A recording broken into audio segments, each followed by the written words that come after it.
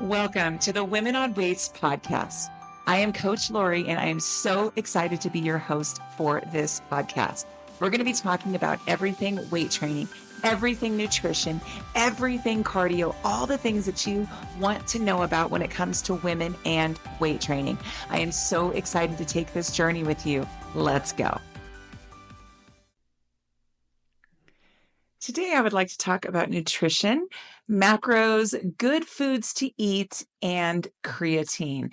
Talking about nutrition, I know we've talked a little bit about this before. I'm just going to talk a little bit more about it today and things that you can do with your nutrition.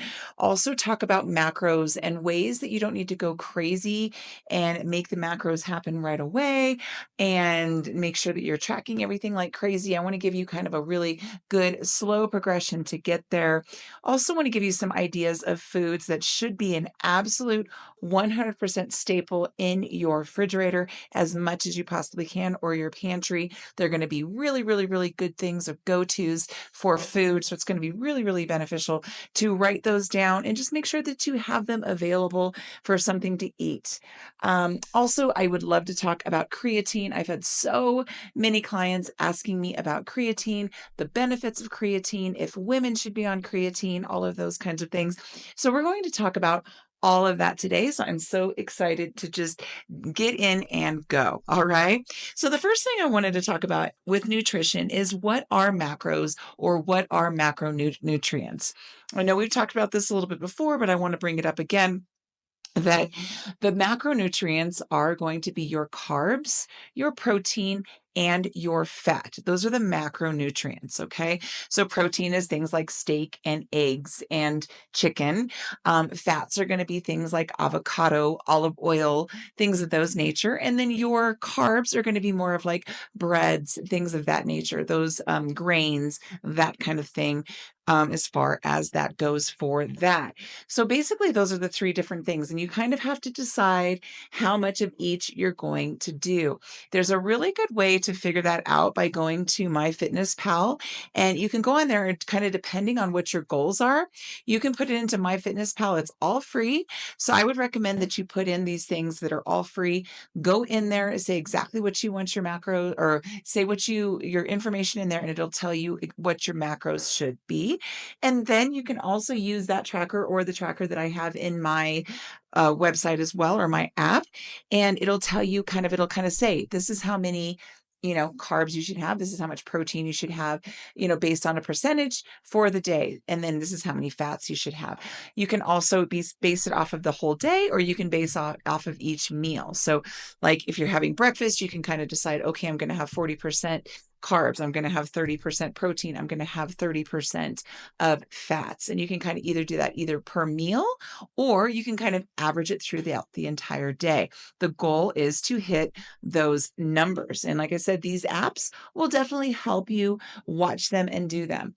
One thing that I want to make sure of, though, is that when we are, tracking macros and we're tracking all of these things, it can get a bit crazy. So if you are kind of one of those people that, tracks everything and looks at everything and does all of that, and it makes you a little bit crazy, this might not be something that you want to do. If it's going to be something that just like really, really turns you off, and you're going to go all in, and then you're going to just kind of fall off, you may not want to worry too much about tracking.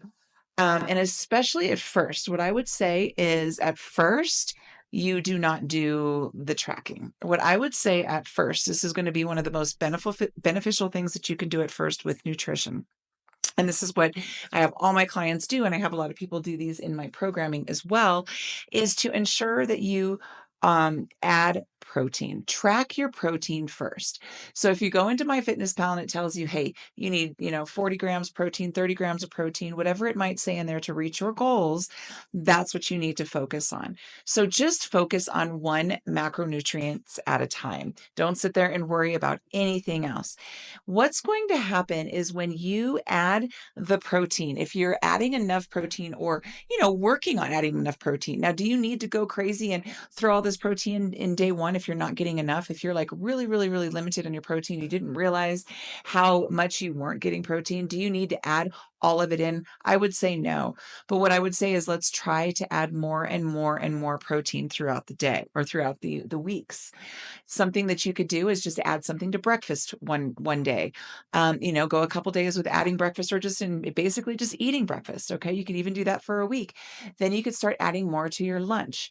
Then you can start adding more to your dinner. And then you can start adding more to your snacks and things along that nature. So I would slowly try to progress and see how what you can do as far as that slow progression to get that protein in.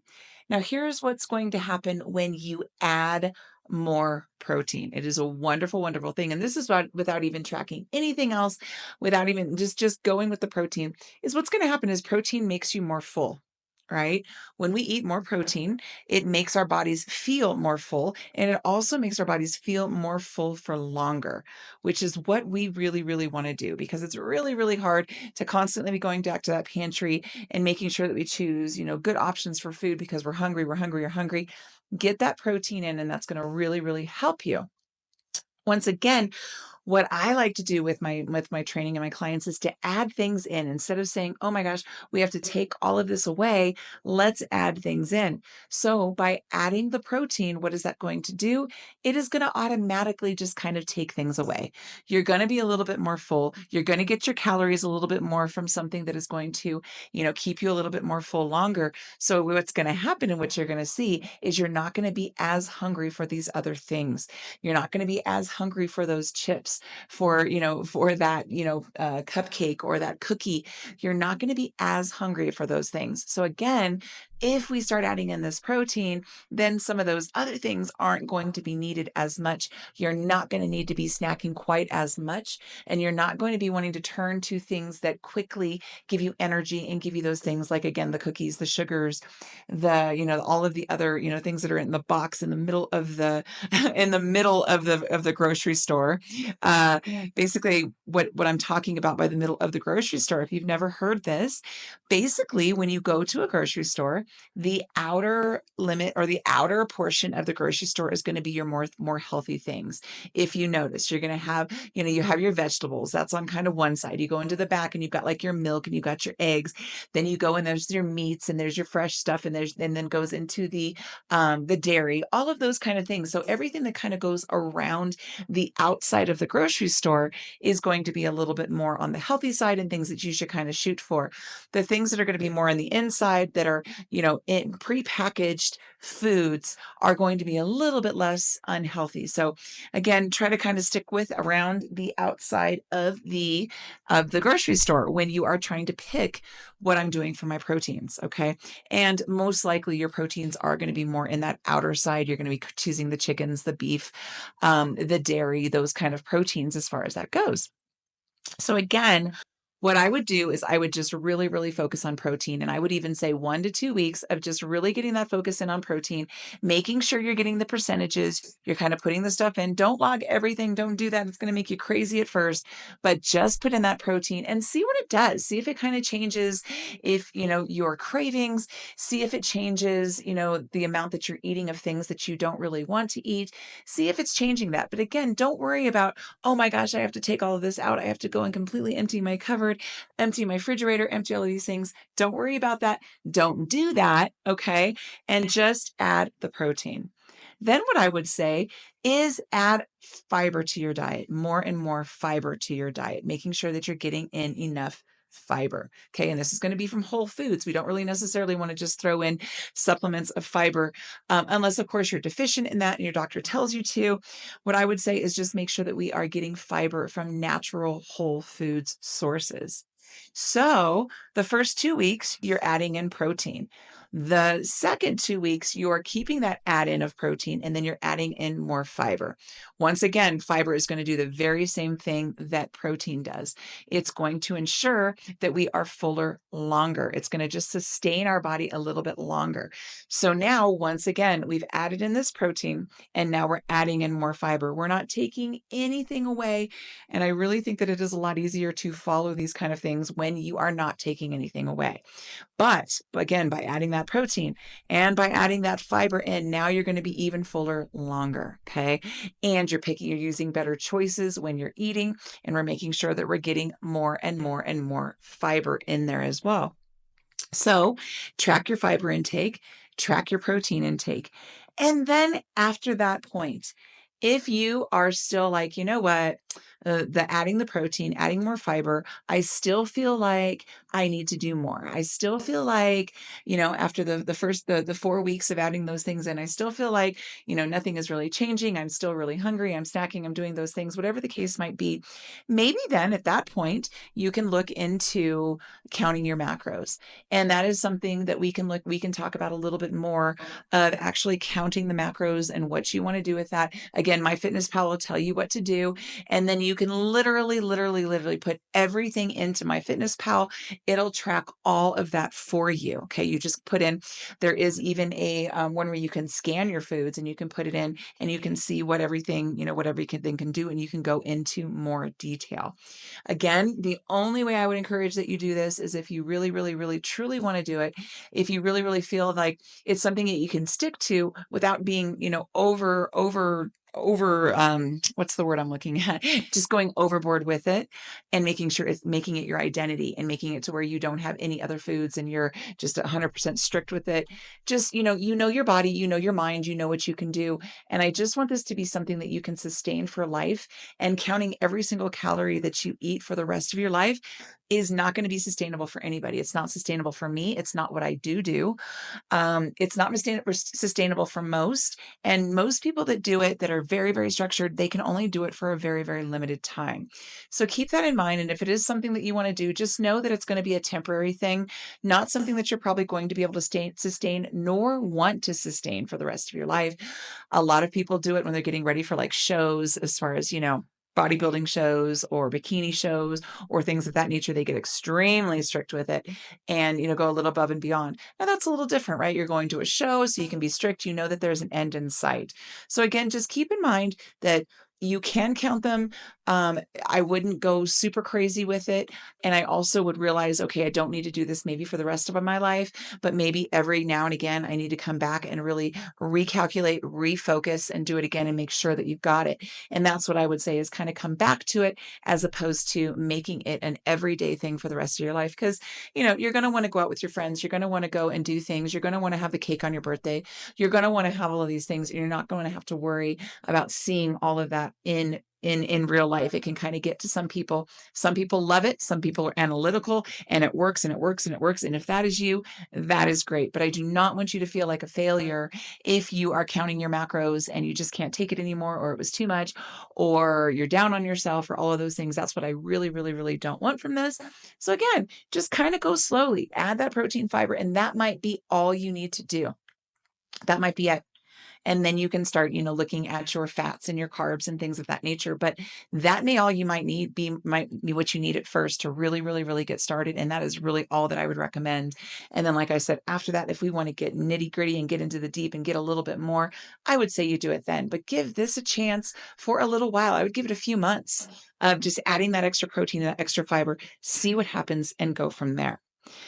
Basically, too, there's, I tend to like to do more smaller meals throughout the day. So there is a debate on this. And there's no scientific evidence that either way is going to be better, whether you eat more smaller meals or you eat less, bigger meals. There's not a huge amount of science that goes into this saying either way, that one way is the best, the optimal way to do it. But the way that I do it and what works for me is definitely to make sure that I have a little bit more smaller meals throughout the day. Not only do I feel like I have more energy when I do that, but I do feel like I make better choices. I feel like I'm not completely starving when I go into lunch, not completely starving when I go into dinner. So by adding the smaller meals, it to me benefits me a little bit more, helps me make a little bit healthier choices. As far as that goes, that works for me. Again, you can do what you need to do. You can do smaller meals. You can do, I do know that fasting works for some. It does not work for me. A lot of times when women are over 40, sometimes fasting is not the option. And we can talk a little bit more about that as well. If you're doing it and it's working and it's great, good for you, keep doing it, do what you got to do. But just know a lot of times it may not work as well for women, specifically over 40, because there's a lot of other factors that kind of come into play. But again, figure out what works for you. Smaller meals throughout the day work for me, making sure that I have a protein, a carb, and a fat every single time that I eat. And that is something that I would make sure of that you do too, is not only the protein and the fiber, but just kind of think in your mind, okay, do I have a protein and a carb and a fat every time that I eat? So every time that you grab a snack, okay, so chips are not going to be a protein, carb, and a fat. But if you are going to grab those chips because you want a little treat, make sure that you have a fat and a protein with that chip to kind of compensate for that. Because here's the deal, that chip is going to satisfy you for a limited amount of time, and you're going to have to eat a lot more of them to actually sustain and feel better. Whereas if you eat the chips with some protein and with some carbs, I'm sorry, with some fats, you're going to make sure that you actually are going to be sustained longer, and you're not going to want to eat as many chips. Okay, so those are the things that are really, really good. Just think about every time that I go, I'm going to eat a protein, a carb, and a fat. I'm going to make sure that I'm eating protein. I'm going to make sure that I'm getting my fiber. And then I'm going to go from there if I want to get a little bit more into the nitty gritty and go into the actual like full on macro counting. But I do think you're going to see a ton of benefit just by starting where I said, and then we can kind of go from there and change things from there. Also, a really, really good plan, like I talked about, is to make sure that we kind of try to do the whole foods. And again, the whole foods and the good foods, those kind of things are going to be more on that outside of the grocery store. So try to do, as much of your shopping as you can do there. Now, I promised you I would talk about some foods that we need to have as staples, or I would very, very highly, highly, highly recommend of having as staples in your pantry, in your refrigerator. These are just things that are just very beneficial for you, and especially if you are weight training and wanting to build muscle, beautiful long lean muscle, lose fat, all of those kind of things. These are going to be some staples, and these are things that I absolutely 100% have in my pantry all the time, so that I can make sure that I can make good decisions when I go into the pantry and into my refrigerator.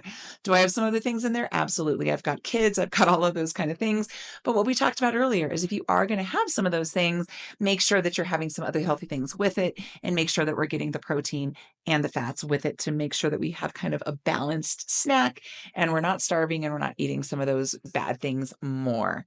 So one of the biggest staples is going to be eggs. Eggs are huge, huge, huge. I know there's a lot of things with cholesterol that have gone around and all of those types of things. And I know that they are starting to, science and research is starting to debunk that, saying that the cholesterol is not necessarily coming from the eggs and that it's not necessarily bad for us. So, do your own research on eggs. And of course, if you have high cholesterol and you have those things and your doctor told you to stay away from eggs, feel free to do that.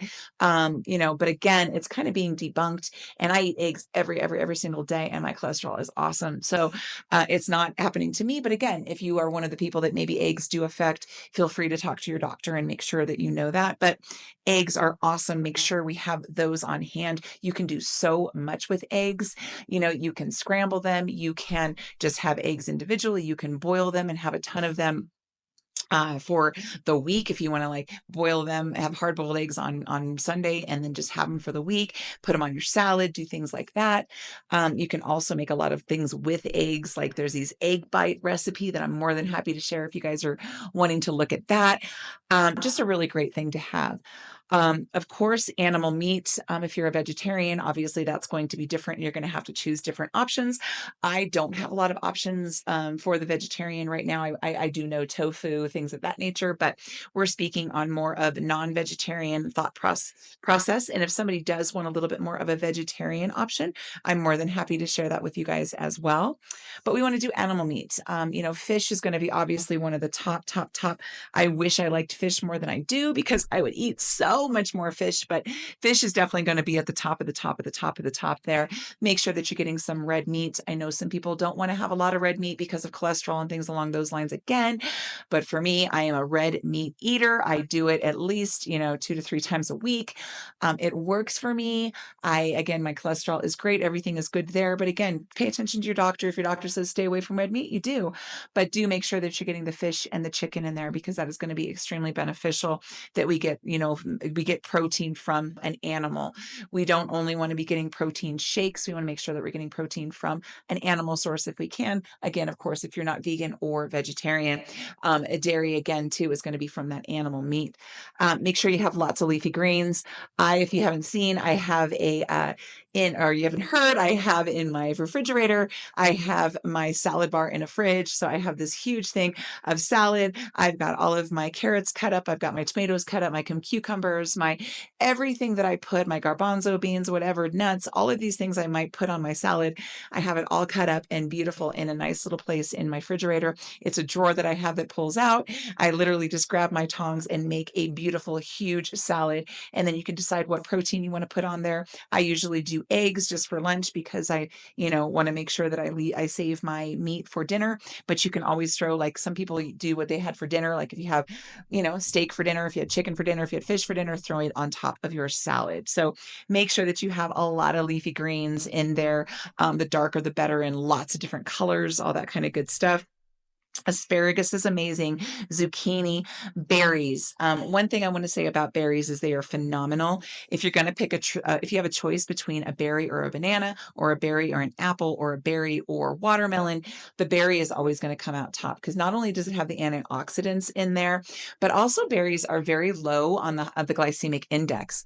So there's not a ton of natural sugar in it that can store and turn into calories and all of those kind of things. So berries are one of the most optimal things that I love. A strawberry, a blueberry, a blackberry, a raspberry. Try to get those berries in there as much as you can. And then of course you can have the other fruits. I definitely add bananas to my protein shake, but just make sure that you are getting those berries because they're amazing. Rice, quinoa, potato and sweet potato. So you can do potatoes and sweet potatoes you can do even a little bit more of, right? Because they're a little bit more healthy. They have a little bit more, good stuff in there as opposed to just a white potato. But don't worry too much about that. Make sure you can get those potatoes in there. Raw nuts, if you just want to snack. But remember, if you're getting those raw nuts, make sure that you're not only, because that's just going to be a protein and a fat, make sure that you're getting a carb with that as well. So sometimes I put in, the craisins in with my raw nuts, and that way I can kind of get the full benefit of that. Avocado is going to be an incredible fat that you can do. Olive oil and butter. Those are going to be really, really, really good fats that you can have when you're trying to get your proteins, your carbs, and your fats. So I would say make sure that you have all of those in your pantry. And then of course we can add to it. So love, love, love all of those foods. All right, let's get to the nitty gritty. Let's get to creatine. Lots of people wanted me to chat about creatine. So first and foremost, creatine, of all the supplements that there are in the world, it is one of the most studied and probably one of the most beneficial based on science.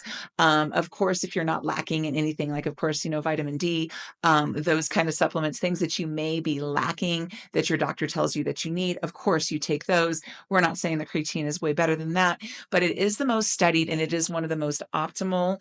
It is one of the most optimal supplements that is out there. Who should take creatine is absolutely 100% everybody. I used to think that this was just a male thing because they're trying to get big muscles and they're trying to build testosterone, whatever the case might be. I thought for sure that it was only for men, but it is absolutely for women. And I absolutely 100% take it as well. It is very, very good for your organ health. It is very, very good for performance enhancing. Okay. So here's the deal. What happens when you take creatine, and I usually take about 5 grams per day, and I make sure that I take it every single day, even the days that I'm not strength training. What it does is it actually fuels the muscle with something called ATP. Okay, so ATP is being fueled into that muscle, and then it also helps it retain water. So what does that mean? What does that do? It hydrates the muscle. Okay, it puts more water in your muscle, and it doesn't create bloat. A lot of people think that creatine is making you bloat because, oh, well, okay, I'm drinking this water, and so now I'm going to become bloated because I have all this water. That's not the case. It is actually going into the muscle. So you want to make sure that you understand that that is not going to create bloating, but it's going to hydrate the muscle, which is going to help rebuild that muscle. So it's amazing, amazing, amazing what it does for that. It promotes the muscle building because, your ATP is going to be replenished. It's going to also speed up recovery. So I have noticed that when I strength train, now my recovery is a lot less. I may have a day or two where I'm sore, or not sometimes. Sometimes I'm not even sore at all. And definitely, creatine helps with that because it does help speed up recovery. definitely helps with that by hydrating the cells, doing all the things, giving the ATP, putting into the muscle, hydrating the muscle, helping the muscle rebuild post workout. So it's absolutely amazing for that. What it also does, it helps burn body fat, because when you are creating more muscle, you're going to actually burn more body fat. There's also been studies out there that shows that it fights cognitive decline. So, things like Alzheimer's and dementia and things are things that we are all very afraid of. So why would we not take something that's actually, shows and has showed that it actually helps with that cognitive decline. So that's something that is huge. It is also anti-inflammatory. So it is not creating inflammation. It's not making you bloat. It's not making you do those things that maybe some of us have thought along the way, because, we're women and we thought this is what men want. They want to just get those big muscles and just bloat up and look bulky and big. And that is absolutely not what creatine is going to do for us as women. Basically, the what you should take for protein for protein. I'm saying protein and creatine at the same time because they're both awesome. But creatine, the optimal dose is about 5 grams per day, and that's what I do. I just stick it in one of my protein shakes per day, mix it up, have it every single day. I have definitely noticed personally, what I have personally noticed is that my muscles are definitely more defined than they ever have been. I can lift a little bit more than I can. It's not something where you're just going to be like, oh my gosh, now I'm all of a sudden, looking ripped and it's awesome. It's not something like that. It's a little bit slower of a process, but you are going to notice that you are going to feel a little bit stronger. You are going to notice that you're going to see a little bit of difference in the muscle. And I definitely see it. And I definitely feel the benefits when I take creatine, because I'm very aware of my body. Some people don't notice anything, but I don't know how you couldn't, because it is just absolutely so beneficial. Again, it can help with the muscle soreness. It can help hydrate your cells. It's anti-inflammatory. It can help with your cognitive. It can help with organs, your organ health, fueling your muscle, hydrating, all of these incredible things. And again, this has been one of the most studied things that have been out there, and women have shied away from it. Women haven't done it. And now women are realizing that it is absolutely beneficial for them as well. So again, there is something called, what is it called? They call it, what I would not do is take more than 5 grams. So there's something that they call, and I can't remember the name of it exactly, where you build up and you take a ton, and then you go to the 5 grams per day, because that's going to help you see results faster. I would recommend against, it's called loading. It's called creatine loading. I would highly recommend that you do not do that, because it can cause some gut issues and kind of make, not make you feel good, can cause a little bit of backing up, things of that nature. We don't want to deal with that. Okay. We just don't want to deal with that. So I would say, and we don't need to see results so much faster. Like, let's just wait and be calm. It can take, 2 to 3 months to actually kind of see the results of what the creatine is doing, but taking it every single day. Creatine is inexpensive, so it's not crazy. You're only going to be taking 5 milligrams per day, and you just put it in those shakes that you have. And I have, 2 shakes per day. So I put it in one of my shakes and make sure that I have it. You do want to make sure that you get the creatine monohydrate. That is the best form of creatine to get. That is the most raw form. That is the most studied form. So if you are looking for creatine, you don't need to go and research and do all these things too much. You can literally go on Amazon. You can go to the, the vitamin store or whatever you want to do, and just make sure that you look for creatine monohydrate. You don't need to go with a super expensive one. You can get kind of one of the less expensive ones. I do not get a very expensive creatine myself, but it does exactly what I'm wanting it to do. So again, if you guys would like more information on creatine, I'm more than happy to chat about it and talk to you about what it does. But really, the science behind it is pretty simple. It is basically just putting water and ATP into that muscle to help it recover, help it recover faster, help it tone faster. Water in the muscles helps it build faster as well. So again, are you going to come out of there looking incredible and amazing, after your first 5 grams? Probably not. But personally, I have noticed a difference, and I'm taking it for a lot more benefits than just the muscle building and just the strength. I'm taking it for the cognitive design. And I just know that it's been one of the most number one studied things, and it's just amazing. And you will not hear, I've never heard anybody talk negatively about it or say that you shouldn't take it. The only time I've ever heard that is when I was younger and didn't know, and women didn't necessarily take it because we weren't really in the know for these types of things. But now the research is really out there, and I highly recommend that all of my clients go into it or get it. And a lot of people say, does it actually help to lose weight? And that's something that's like, oh my gosh, if it's doing all this and it's putting water in this, am I going to gain weight? And da da da da da. Here's the thing: if you're building more muscle, which creatine helps you to do, building long, lean muscle. If you're building that, then you're going to burn more fat, and therefore that is going to help with fat loss. And that's your ultimate goal. The number on the scale is not the ultimate goal. The ultimate goal is to get rid of fat loss. That's what's going to protect our organs. That's what's going to make us, feel better long term. That is what we're wanting, is fat loss. So if you want to lose fat, if you want to get some fat loss, creatine is definitely going to help towards that way. It is definitely not going to hurt you in any way. Again, it's been studied like crazy, but why not try it, see the benefits, let me know, and then get back to me. So much fun chatting with you guys about nutrition, about macros, about everything. If you want to learn more about some of this stuff, feel free to, after the show, go ahead and write in what you would like to hear. I look at everything and see what it is, and I will create some more information for you guys. Hope you have an amazing rest of your day, and we'll see you soon.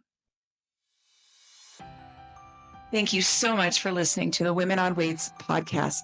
I hope you learned something new and exciting and enjoyed this podcast today. I cannot wait to come to you next time with more information and more exciting things. Just so you know, I do have an online on-demand weight training program that you can do anywhere. It is an awesome program that's going to show you how to warm up to safely, efficiently, and effectively weight train. We're going to be making that core nice and strong, strengthening those muscles, and building nice, long, lean muscles. You can do 1 to 3 days a week of weight training and 1 to 3 days of cardio, and nutrition and habit coaching is all included in this. I can't wait to see you again. If you're interested in the online on demand, please click on the link in the show notes. Once again, I hope you have a wonderful rest of your day, and I cannot wait to see you next time.